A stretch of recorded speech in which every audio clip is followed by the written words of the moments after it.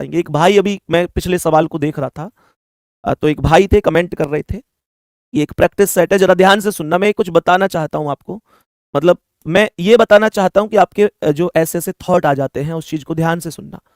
अभी मैं जब पिछला क्वेश्चन करा रहा था, तो एक भाई की कमेंट आ रही थी कि भैया यूपी पुलिस में नंबर नहीं आया, अब तो बस ऐसा लगता है कि बस मर जाऊं, जीने का मन नहीं करता। मेरे प्यारे दोस्त, सबसे पहले तो मैं ये पूछना चाहता हूं, क्या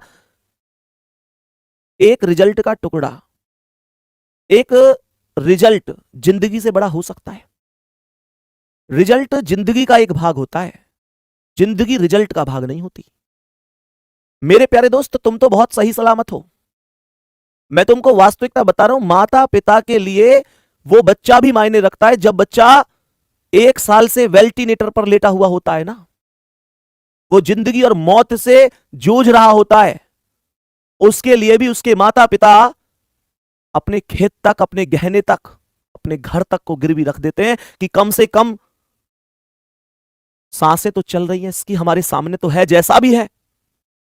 मेरे प्यारे दोस्त, एक बात बहुत अच्छी तरीके से समझ लो, पूरी दुनिया के लिए तुम केवल एक व्यक्ति हो सकते हो, लेकिन तुम्हारे परिवार के लिए, तुम्हारे माता पिता के लिए, तुम्हारे भाई बहनों के लिए तुम पूरी दुनिया हो।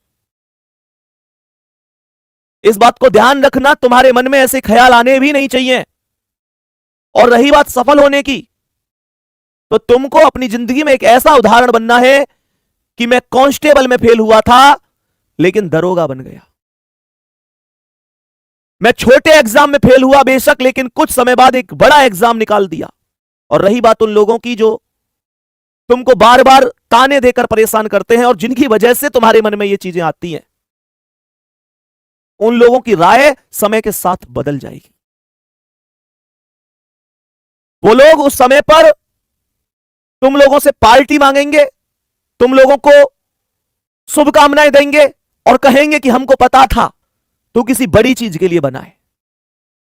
लेकिन एक बात बता रहा हूं, अच्छे दिनों में साथ देने वाले हजारों मिलते हैं, पर संघर्ष भरे दिनों में साथ देने वाला कोई कोई होता है।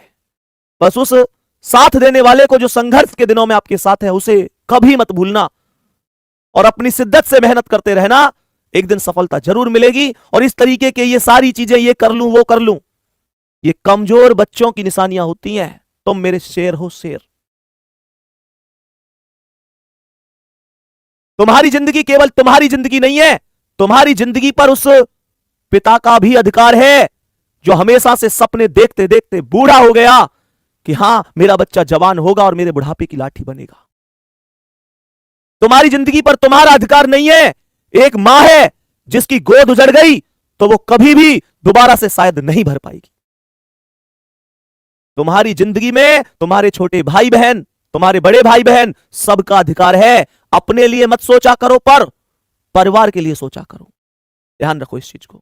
नेक्स्ट क्वेश्चन पे आओ, तो दोबारा से कमेंट ना जाए इस तरीके से किसी की।